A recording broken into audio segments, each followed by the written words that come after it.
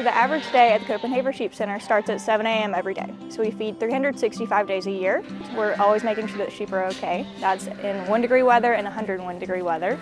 Making sure that all the sheep are having their supplemental grain and hay and that everybody has access to clean and fresh water. We also count every sheep every day to make sure that all of our sheep are accounted for and that everybody's in good health and is well taken care of.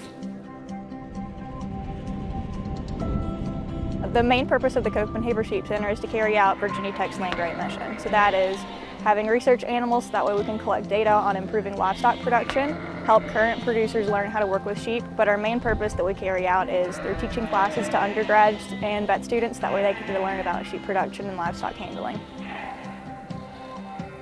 My favorite part about working here is the hands-on experience I get with animal agriculture.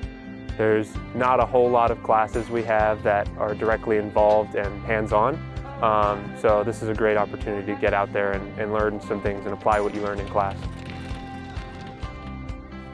What I really love every day is working with my students. So I get to teach a few of the classes, which I like, but I have an awesome volunteer program, and being able to work with my students and show them what we do at the barn and get them involved in sheep production is my favorite thing about Virginia Tech.